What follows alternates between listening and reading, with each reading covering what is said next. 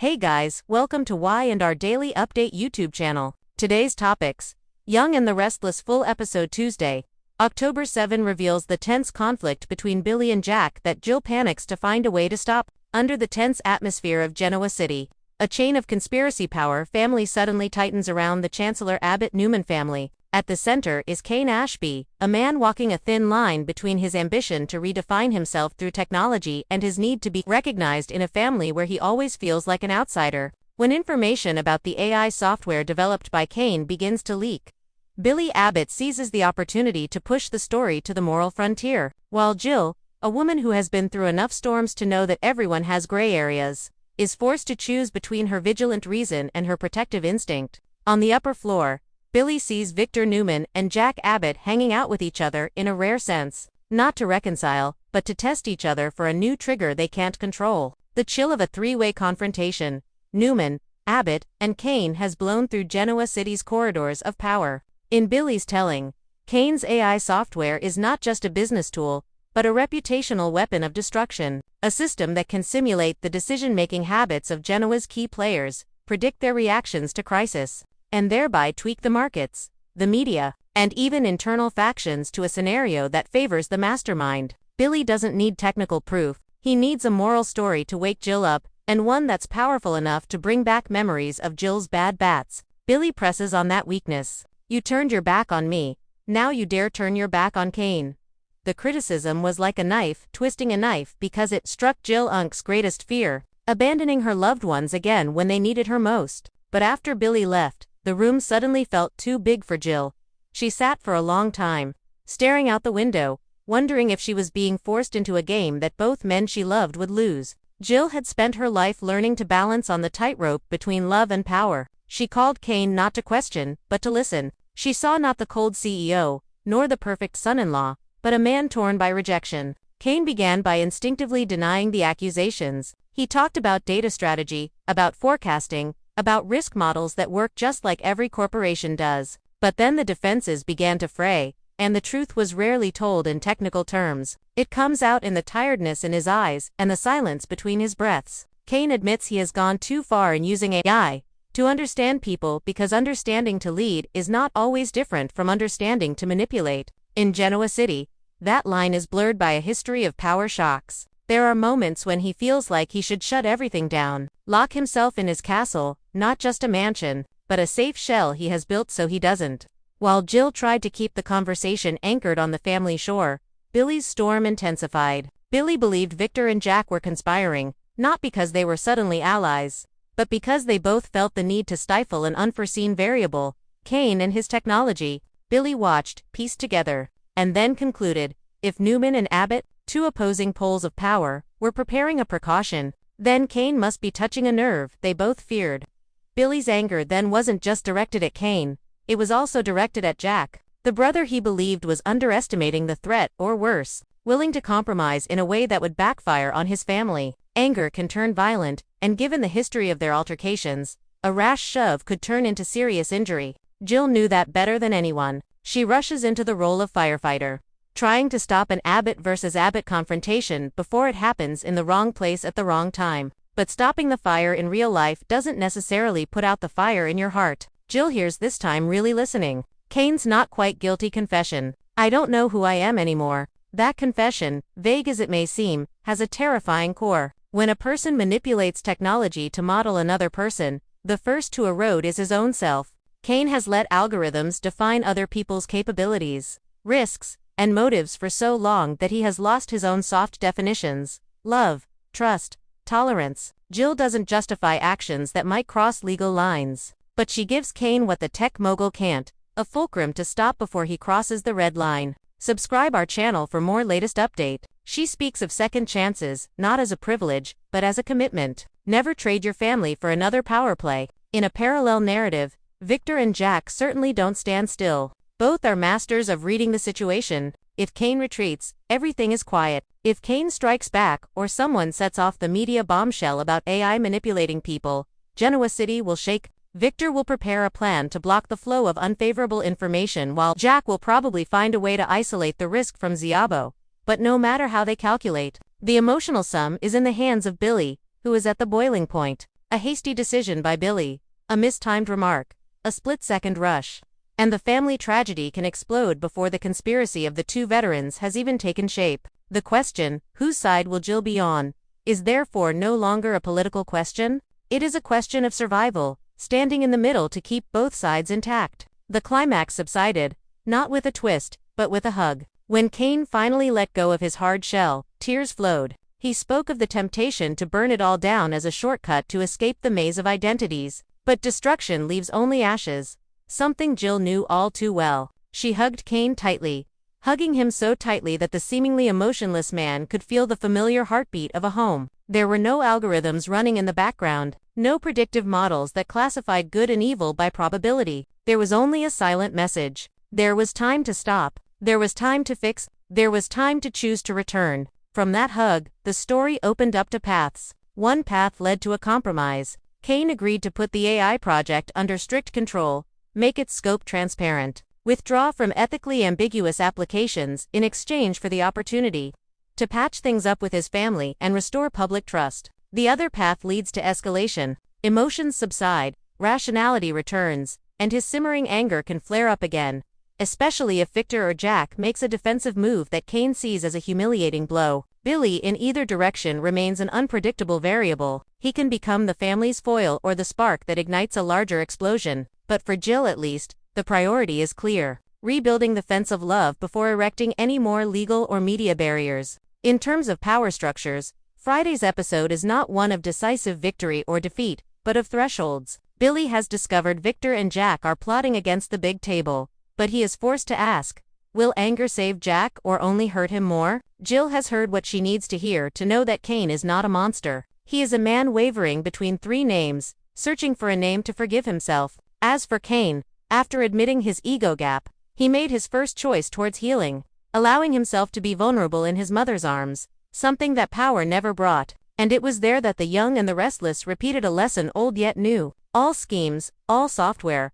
from power to technology, ultimately fail when competing with family, when that family speaks up at the right time. Jill spoke up with a hug. Genuity will judge the rest, but before they do, they will have to admit, sometimes to save a person, you don't need to break their tools. You need to help them remember who they were when they had no tools. Kane touched that moment. How long it lasts is a story for the next episodes. In the thickly suspicious atmosphere of Genoa City, where every promise is measured as a contract clause, and every handshake can be an invisible handcuff, Jack Abbott is forced to stand on the same line with Victor Newman, the Abbott family's historical rival, because of one name, Kane Ashby.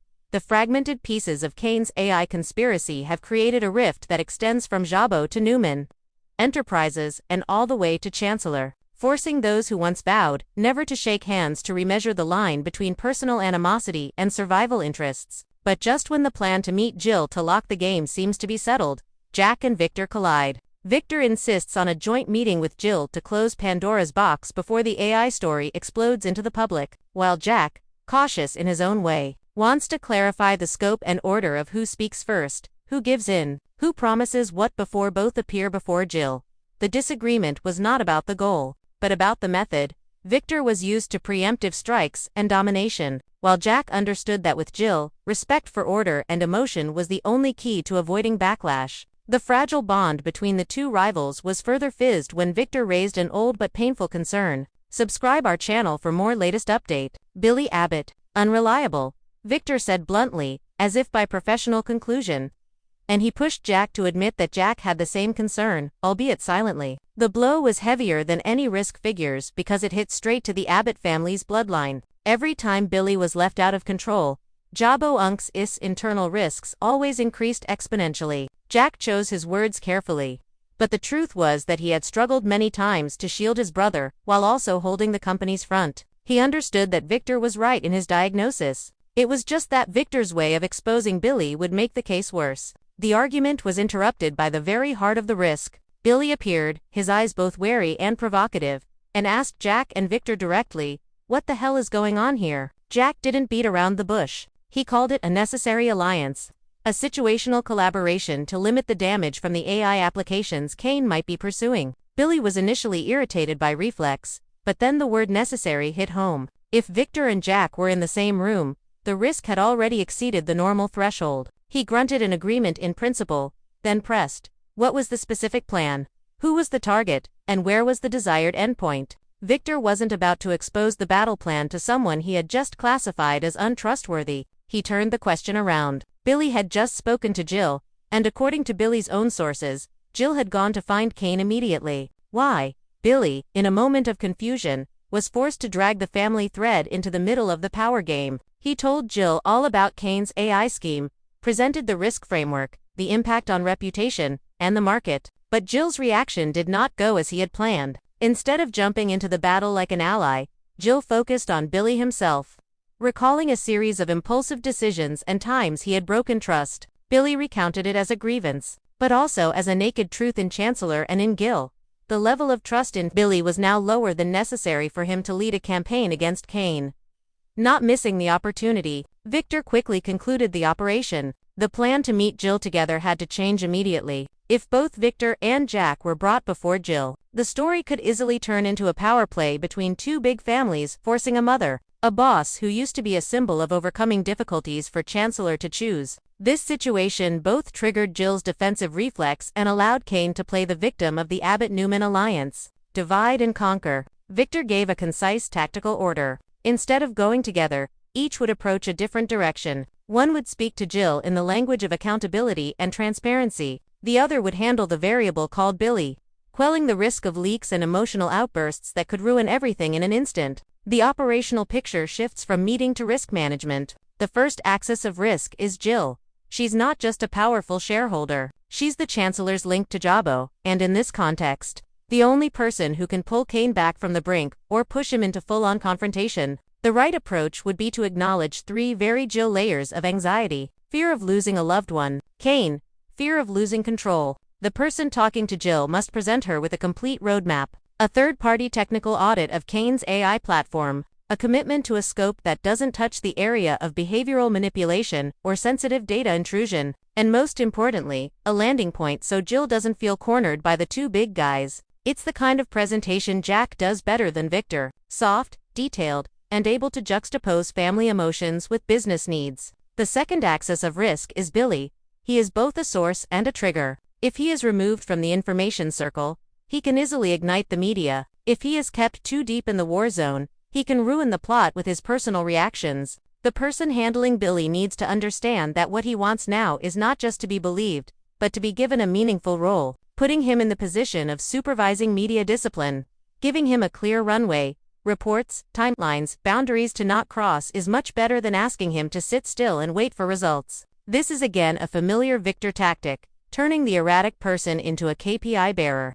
Forcing emotions to go through the process channel. The depth of the problem, of course, lies in Kane himself and his AI conspiracy. What Billy presented made everyone shudder, not because the technology was so advanced, but because it was so, in keeping with Genoa's culture, a platform capable of simulating the reactions of key leaders to certain events, thereby proposing the optimal course of action to steer public opinion, investors, and even competitors. Subscribe our channel for more latest update. The line between corporate intelligence and behavioral manipulation became blurred, and everyone who had been hit by the media had reason to fear. But they also understood if Kane was forced to wipe out the whole thing, he would fight to the end. If given a controlled path to legalization, he could both save face and be forced into a framework at the same time. The divide and conquer plan was therefore not to crush Kane, but to force him onto the audit compliance monitoring track with Jill as the sponsor and responsible person. On the upper floor, the bargaining between Jack and Victor was still a classic problem.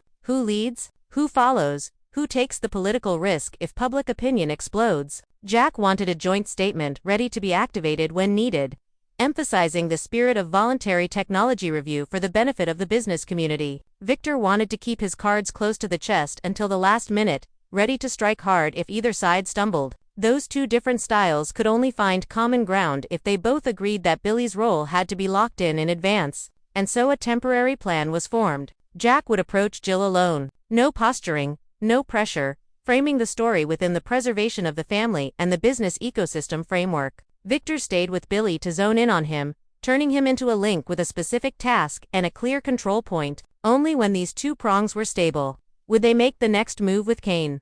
The rest of the closed-door meeting becomes a risk-sharing table. If Jill agrees to an independent audit of the AI platform and temporarily freezes sensitive applications, the stakes will be lower. If Jill gets angry because she feels manipulated, Kane will have an excuse to create a weak man surrounded by two big guys story, at which point Victor plans to release a technical proof of concept package, showing which modules need to be shut down immediately according to industry ethics standards. If Billy reacts negatively because he's left out, Jack will be the one to call him directly, giving him oversight of internal communications so he doesn't feel deprived. Every branch has a landing point, and the very existence of landing points makes the split-up plan less risky than a potentially inflammatory needle swoop. From a human resources perspective, this is also a lesson in emotional discipline that Jack must apply to himself. He knew Victor always liked to play the role of commander-in-chief, but talking to Jill about Kane required a different tone. Not orders, but commitments. Not threats, but reassurance. He decided to bring not lawyers, but documents from a reputable technology auditing firm, with a proposal for an AI ethics framework to be applied internally within the three houses. Jabo Newman, Chancellor, and Victor, after a moment of arguing, also changed gears. He talked to Billy less with threats and more with clear frameworks, deadlines, reporting milestones, a list of media flashpoints to watch. When you give someone a mission they can be proud of, they will work hard not to mess it up. When the conference room door closed, Genoa City was Genoa City. Rumors spread quickly, judgment came early, and every noise in the glass buildings could be translated into an echo in the press corridor. But something changed that afternoon. Victor no longer wanted to drag Jack along to see Jill. He believed the split-up approach would be more traumatic. Jack, on the other hand, was willing to sacrifice the security of having an escort force in exchange for the opportunity to speak to Jill in the language she deserved. Billy, who had just created a new spiral out of his need to be trusted, was given the very thing that could have saved him, a concrete role to prove his worth beyond his impulses. And at the epicenter, Jill would soon have to choose. She could stand up to shield Kane with a process of audit reform monitoring, keeping him in the arms of his family instead of pushing him into the fray. Or she could fight back because she felt cornered, letting things slip through her fingers. But whatever she chose, Victor's decision to divide and conquer laid the groundwork for a smarter war. Instead of showing off their strength, they divided their targets, spoke the right language to the right people, and set up landing strips. In a city where power is often accompanied by emotion, that was a big step forward. The story thus ended not with a punch on the table, but with a series of small but decisive gestures. Subscribe our channel for more latest update. Jack left the room, audit files in hand, his mind already preparing his words for Jill. Victor stayed behind, opening Bice's impulsive man into a pace-setter, and behind the reflective glass of the buildings, Kane's silhouette remained looming like a technological unknown waiting to be named. Divide and conquer was more than a ploy. In this context, it was the art of using reason to separate the sparks before they met the wind. If successful, Genoa City would survive the shock without an explosion. If all else fails, at least the helms have tried to create escape routes for everyone, including the most troublemaker, Billy Abbott.